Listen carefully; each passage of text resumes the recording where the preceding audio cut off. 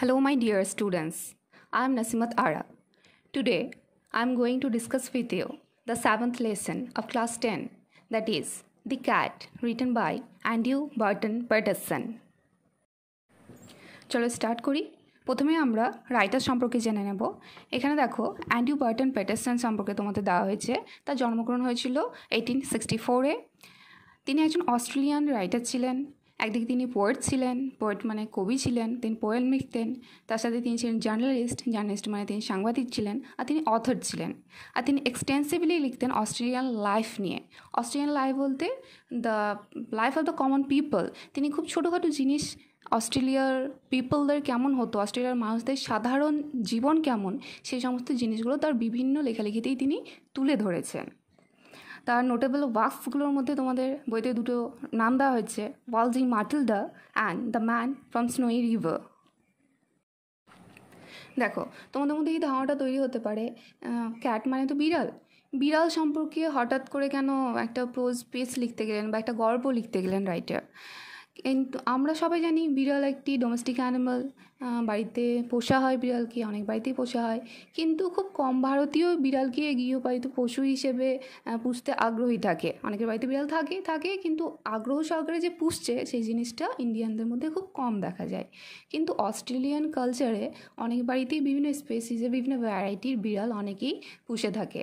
তো সেখান থেকেই রাইটারের মধ্যে একটা ধারণা এসেছিল, ঠিক আছে, ক্যাট সম্পর্কে, ক্যাটের মাইনিউট ডিটেলস, বিড়ালের ছোটোখাটো বৈশিষ্ট্যগুলো সম্পর্কে কিছু লেখা যেতে পারে। আর এই গল্পতে তিনি বিড়ালের ছোটোখাটো চারিত্রিক সমস্ত বৈশিষ্ট্য তুলে ধরেছেন, তার সাথে কিছু কৌতুক যোগ করেছেন। মানে একটু হাসির মাধ্যমে তিনি তার বৈশিষ্ট্যগুলোকে আমাদের সামনে তুলে ধরেছেন।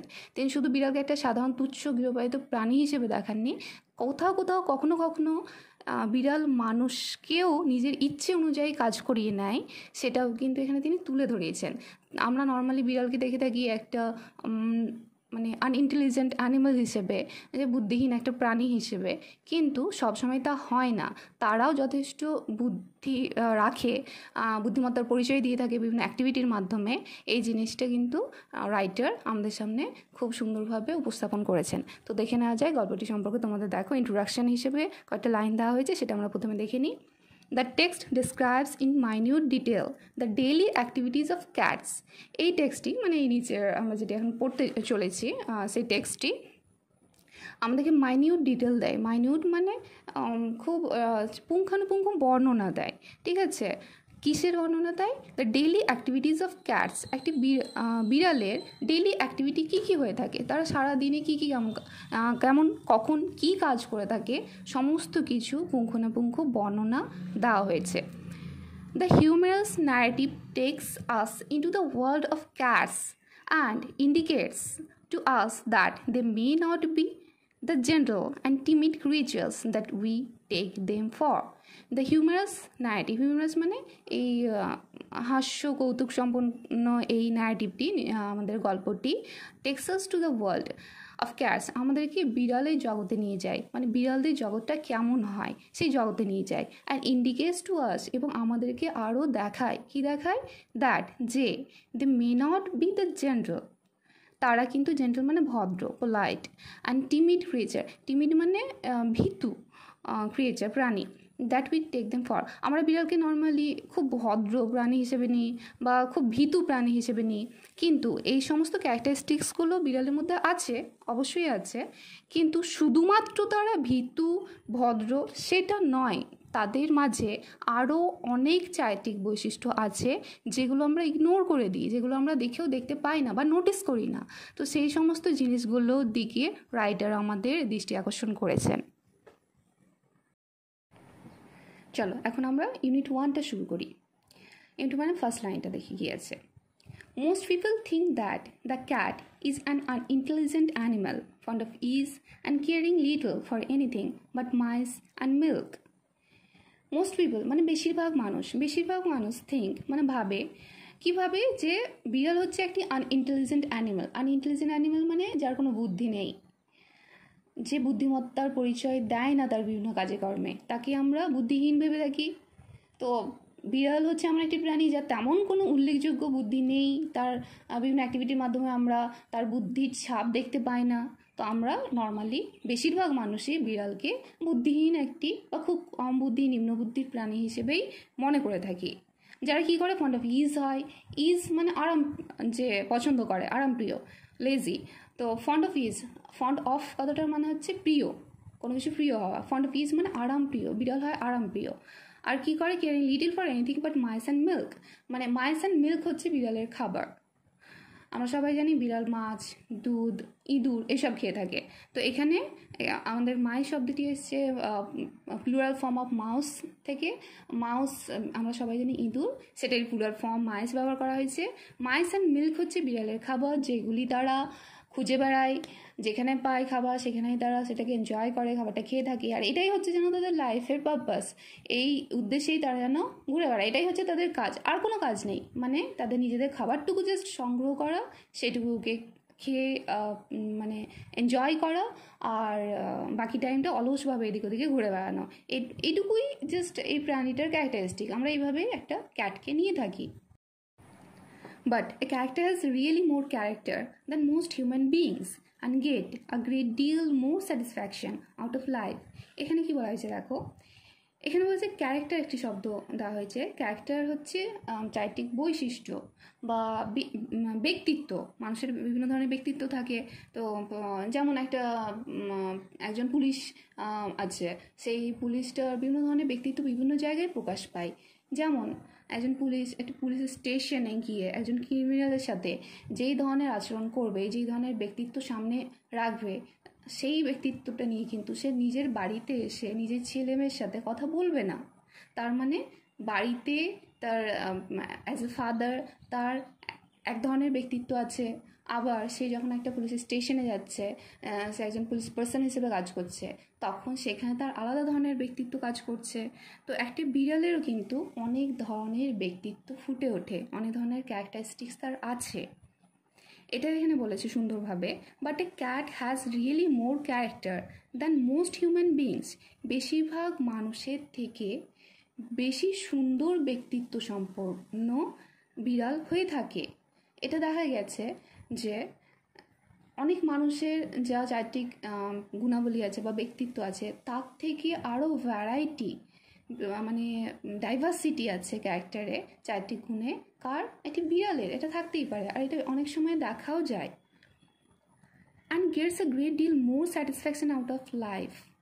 আর একটি বিড়াল, মানুষ তার নিজের জীবন নিয়ে যতটা স্যাটিসফাইড থাকে, তার থেকে অনেক বেশি তার জীবন নিয়ে স্যাটিসফাইড থাকে।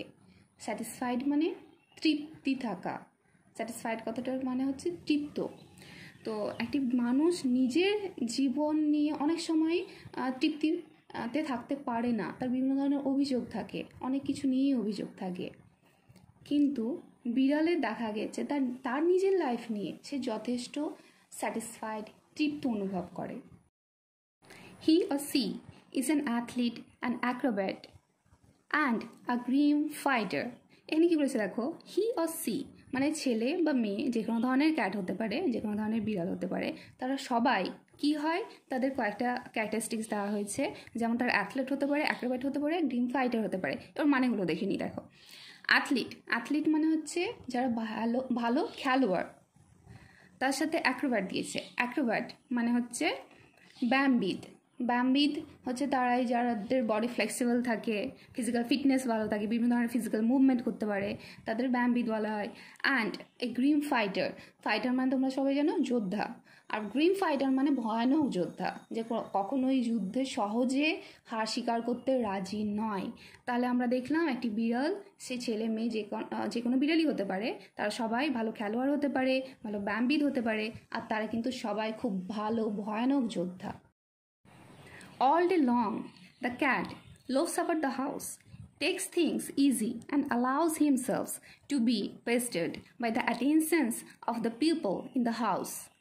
এখানে কি বলেছে দেখো, অল ডে লং, সারাদিন ধরে, the cat loaves about the house, বিড়াল বাড়ির এখানে সেখানে অলসভাবে ঘুরে বেড়ায়। লোভস অ্যাবাউট মানে যার কোনো কাজ নেই, অলসভাবে এখানে ওখানে নিজের টাইমটা পাস করছে, টাইমটা কাটিয়ে দিচ্ছে।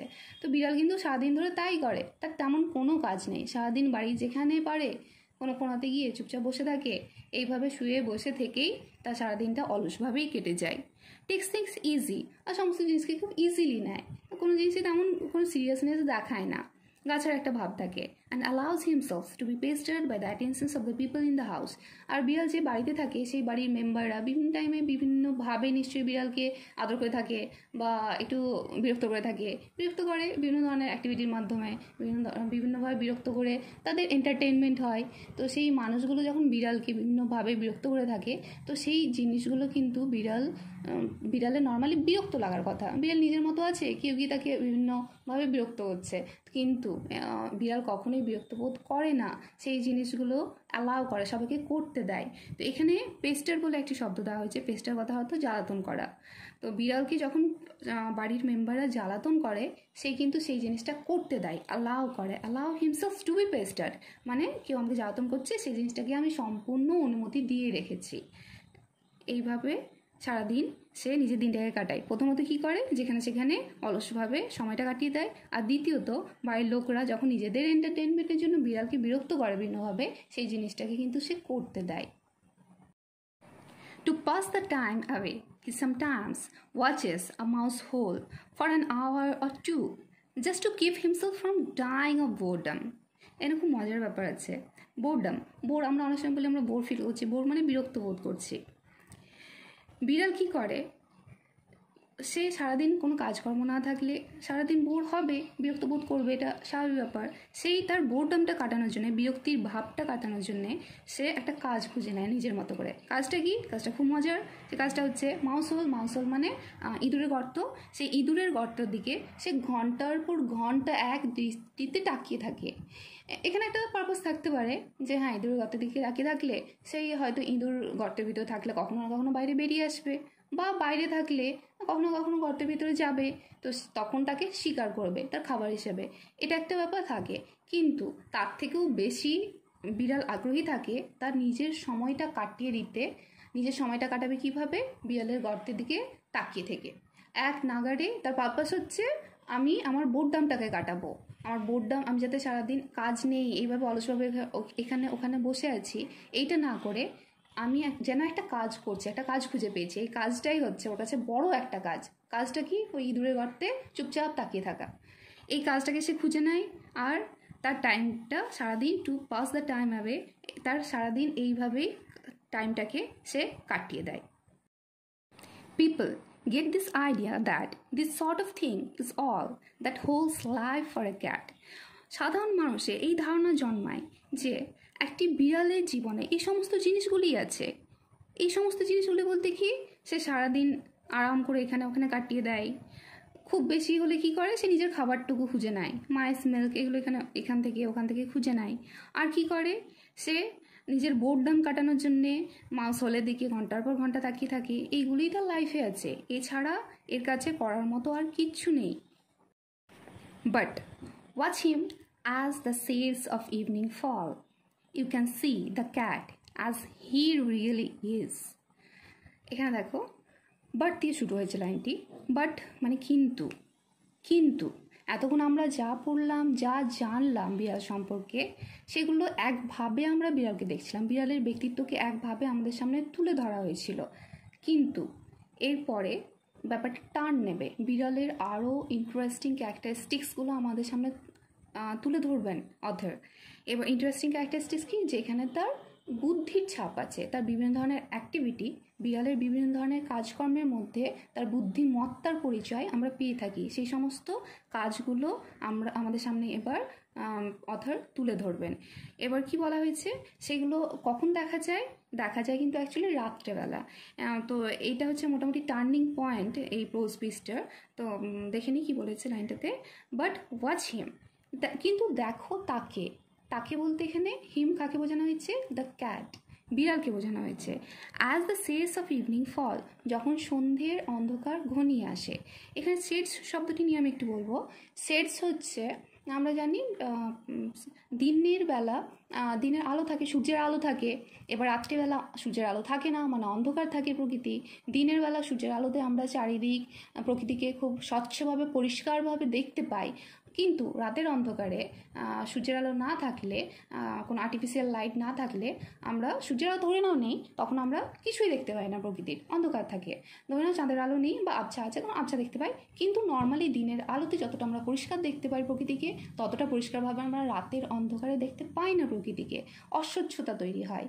কিন্তু বিড়ালের ক্যারেক্টারিস্টিক্সটা ঠিক এটার অপোজিট। বিড়ালকে আমরা দিনের বেলা যেভাবে দেখি, তার সম্পর্কে, তার কাজ, দিনের বেলা তার কাজকর্ম থেকে আমাদের যে ধারণাটা তৈরি হয় একটি বিড়াল সম্পর্কে, রাতের বেলা ঠিক তার উল্টোটা হয়। রাতের বেলা বিড়াল যে সমস্ত অ্যাক্টিভিটিগুলো করে থাকে, তা থেকে বিড়াল সম্পর্কে আমাদের অন্য ধরনের একটা ধারণা তৈরি হয় তার সম্পর্কে। You can see the cat as he really is. বলছে তুমি দেখতে পাবে বা তোমরা দেখতে পাবে একটি বিড়ালকে রাতের বেলাতে, অ্যাকচুয়ালি সে কি, রিয়েলি কি, সে সত্যি সত্যি তার ব্যক্তিত্বটা কেমন, সেটা আমরা দেখতে পাই রাত হলেই। ঠিক আছে, আজকের মতো আমি এখানেই শেষ করছি।